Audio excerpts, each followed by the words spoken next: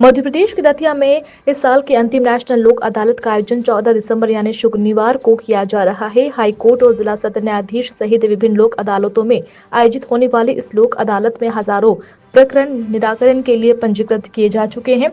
अकेले दतिया में ही 3000 से ज्यादा मामले निराकरण के लिए रखे गए हैं। जिला न्यायाधीश और विधिक सेवा प्राधिकरण के सचिव विवेक शिवहरे ने यहाँ बताया कि लोक अदालत में निराकृत होने वाले मामलों में आसानी से अपील की जा सकती आसानी से अपील नहीं की जा सकती, न ही उन्हें चुनौती दी जा सकती है। उन्होंने कहा कि लोक अदालत में निपटारे के लिए बाद प्रकरण के खात्मे के साथ ये हमेशा के लिए दो पक्षों में चली आ रही रंजिश और विवाद पूरी तरीके से खत्म हो जाता है। इससे समय और पैसों की बचत भी होती है। साथ ही ये समाज सेवा का भी एक बहुत बड़ा काम है जिसमें सभी को बढ़ चढ़कर भाग लेना चाहिए।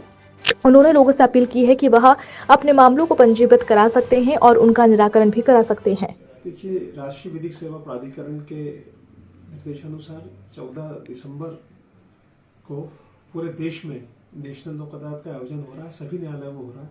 तो इसी क्रम में दतिया जिला न्यायालय में भी 14 तारीख को नेशनल लोक अदालत का आयोजन किया जा रहा है।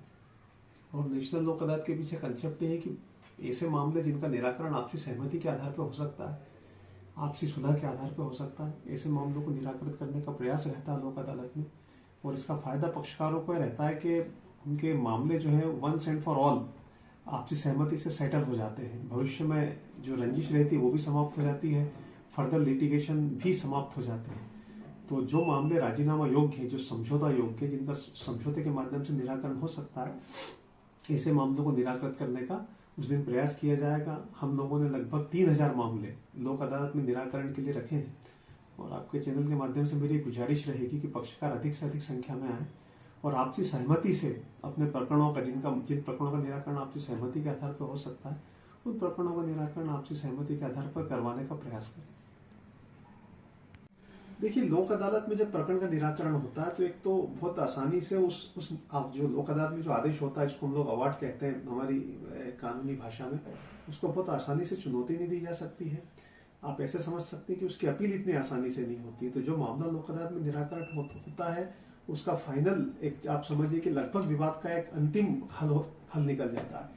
दूसरा ये है कि लोक अदालत में जो मैट्रिमोनियल मैटर्स है, वैवाहिक मामले हैं, चेक अनादरण के मामले हैं, विद्युत अधिनियम के मामले हैं, सिविल मामले हैं, इनमें जब समझौता होता है तो पक्षकारों को तुरंत अपना जो एक रिलीफ चाहिए होता है तुरंत मिल जाता है और आपसी सहमति के आधार पर मिल जाता है।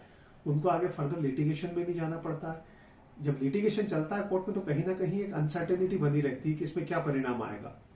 फिर उस परिणाम के आने के बाद में अपील का प्रावधान होता है, रिवीजन के प्रावधान होते हैं।